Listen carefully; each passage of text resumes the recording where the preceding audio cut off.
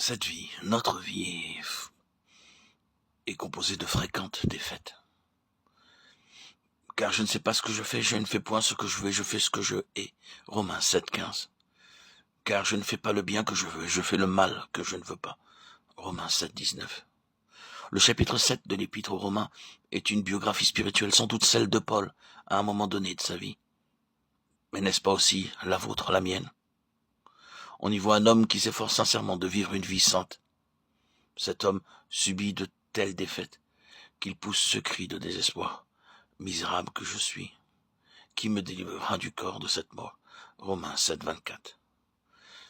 Qui d'entre nous n'a jamais dit cela? Au commencement d'une journée, d'une nouvelle année, nous avons pris de bonnes résolutions. Nous sommes promis de ne plus faire ceci ou de faire cela. Mais à maintes reprises, nous avons été accablés par le sentiment humiliant de la défaite. Nous n'avons pas fait ce que nous avions fermement l'intention de faire. Et nous avons commis à nouveau des actes dont nous étions sérieusement repentis. Le souvenir de nos péchés et de nos manquements nous hante et nous prive de sommeil. Nous avons été de mauvaise humeur, orgueilleux, égoïstes, aussi souvent cette année que l'année dernière. Nous avons continué à négliger la lecture de la Bible et de la prière. Et nous n'avons pas plus qu'autrefois l'amour des âmes. Ce n'est pourtant pas que nous manquions de bonne volonté. Nous étions très sincères quand nous avions pris ces résolutions. Et nous avions bien l'intention de les tenir. Ce qui est bon, je le sais, n'habite pas en moi, c'est-à-dire dans ma chair. J'ai la volonté, mais non le pouvoir, de faire le bien. Romains 7,18.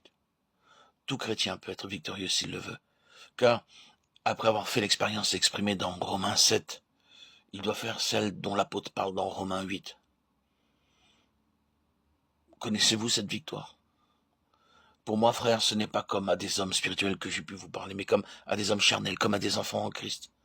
Je vous ai donné du lait, non de la nourriture solide, car vous ne pouviez pas la supporter.